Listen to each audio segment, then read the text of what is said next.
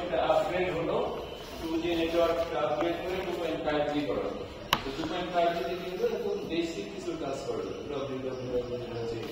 Searching এর যে বিষয়গুলো সেটা হতো, বাট সেটা হতো খুব স্পিড ছিল খুবই কম, একদম বেসিক কিছু কাজ করা হতো।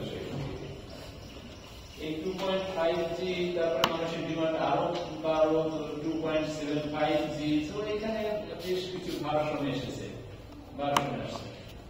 এবং তারপরে আরো ডিমান্ড বাড়তে থাকলো। তখন একটা সময় দেখা গেল যে এই ওয়াইম্যাক্স একটা নতুন টেকনোলজি আসলো, সেই ওয়াইম্যাক্স টেকনোলজি দ্বারা বললো যে আমরা যথেষ্ট ভালো ইন্টারনেট, শুধুমাত্র ইন্টারনেটের মোবাইল ফোন সিস্টেম হিসেবে ব্যবহার করার জন্য আসে না। এই নেটওয়ার্কটা নতুন একটা নেটওয়ার্ক যেটা তৈরি হলো সম্পূর্ণরূপে ডেটা সার্ভিস দেওয়ার জন্য, ইন্টারনেট সার্ভিস দেওয়ার জন্য।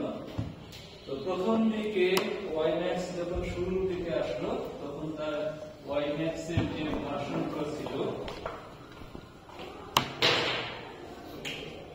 এই ভার্সন ছিল তখন IEEE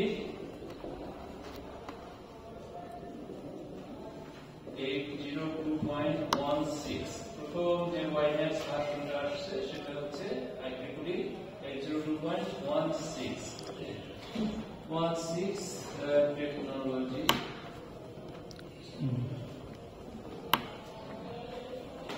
এইটা হচ্ছে ওয়াইম্যাক্স এর বেসিক যে ওয়াইম্যাক্স আছে, সেই ওয়াইম্যাক্স এর টেকনিক্যাল নেম, হচ্ছে 802.16। এখন এই যে 802.16 আসলো, আসার পরে দেখা গেল যে এই 16 যে ভার্সন, সেই ভার্সনটা হচ্ছে আমাকে ফিক্সড ওয়্যারলেস কানেকশন দিতে পারতো। ফিক্সড ওয়্যারলেস তার মানে কি, যে দুটো অ্যান্টেনা, যে রিসিভিং অ্যান্টেনা এবং ট্রান্সমিটিং অ্যান্টেনা, দুটো ফিক্সড থাকতে হবে।